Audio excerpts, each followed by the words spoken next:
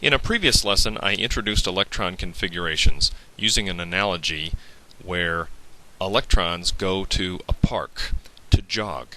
And at this park there are certain tracks. There are S tracks, P tracks, and D tracks. S tracks are circular in shape, P tracks are figure-8 shaped, and D tracks, for the case of this analogy, are cloverleaf shaped.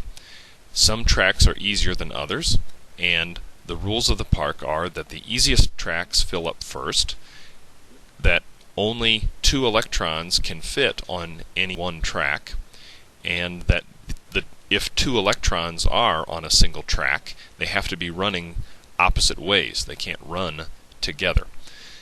We're going to continue that here with regard to where electrons are in atoms. So to write electron configurations, we are answering the question, where are the electrons in an atom? Probably. So let's take the simplest case. Hydrogen has a single electron. So probably where is that electron in a hydrogen atom? It's probably in the 1s orbital. So we write 1s, 1s orbital, and there's 1 electron in it.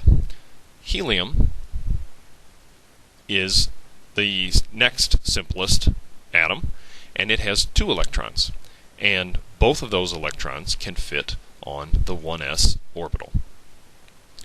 What about lithium? Lithium is element number 3.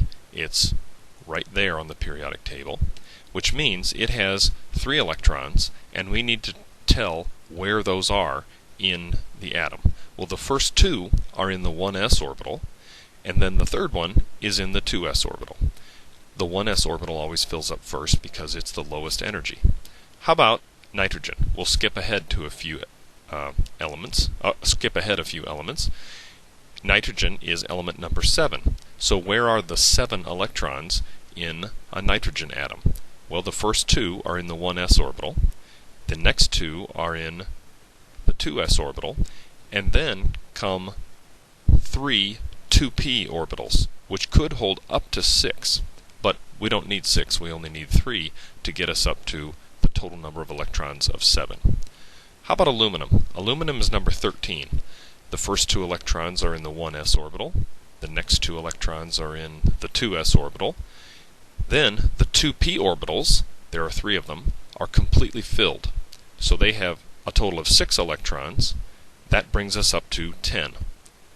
The next 2 electrons go in the next easiest orbital, the next lowest energy orbital, which is the 3s orbital, and then electron number 13 is in the 3p orbital. This is how we do it. Titanium is right here on the periodic table. I've colored it in for you in black. So in titanium there are 22 electrons. So we have to say where those are. 1s2, 2s2, 2p6, 3s2, 3p6, 4s2, and 3d2. In the previous lesson, I stated that whenever we go into the d orbitals, we go down 1 number from where we were before. So you can see that we started with the 4s orbital, and we dropped down to the 3d orbital. Now, what you can do then is you simply read this from the periodic table like you're reading a book from left to right, starting at hydrogen up here, and you simply read left to right until you get to the element that you're talking about, and then you stop. So let's do titanium here one more time so you can see how this relates to the periodic table, because to memorize this is something that only people who teach chemistry would do. We just want students to be able to learn it, learn the pattern, and read it from the periodic table. So here's what we're going to do. We're going to mentally put helium over here right next to hydrogen.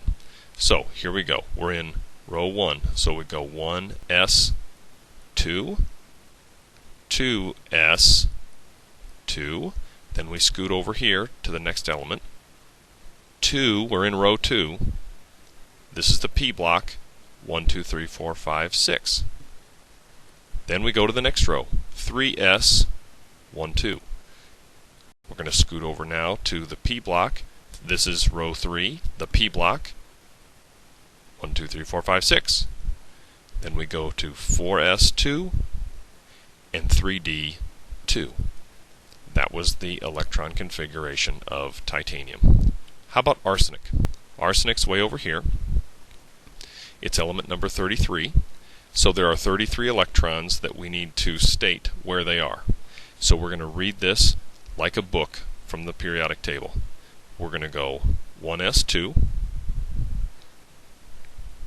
2s2, 2p6. Now we go to the next row, 3s2. Scoot all the way over to the p block, 3p6. Now, in case you're following us on the periodic table, we're right about here. We're going to say 4s2 next. Then we're going to say 3d, 1, 2, 3, 4, 5, 6, 7, 8, 9, 10.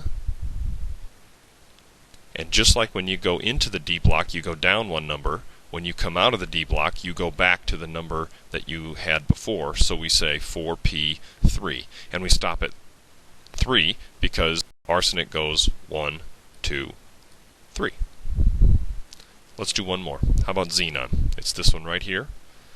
Xenon has 54 electrons.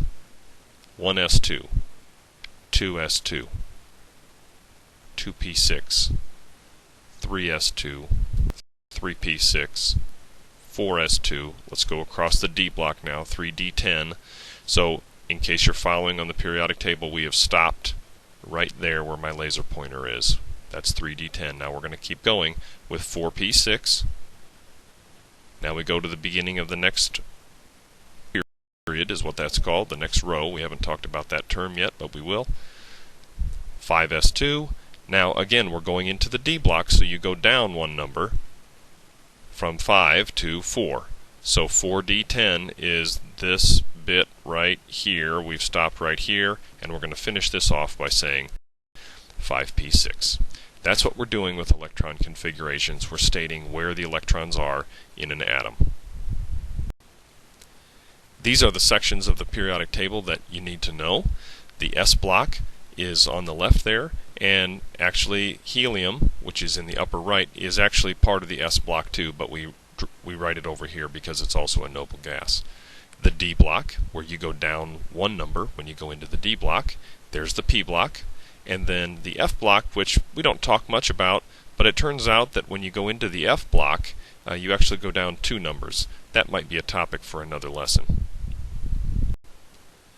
Each orbital has a characteristic shape and energy.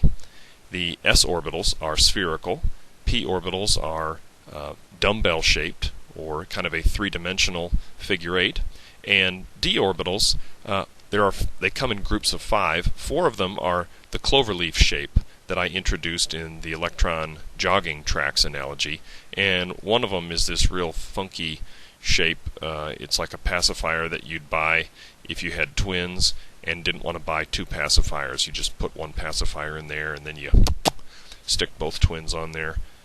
Saves you a lot of money.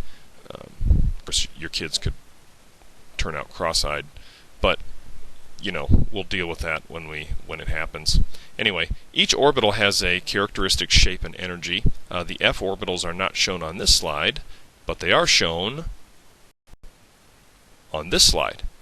And you can see why I left the f orbitals out of the electron jogging analogy. They are funky.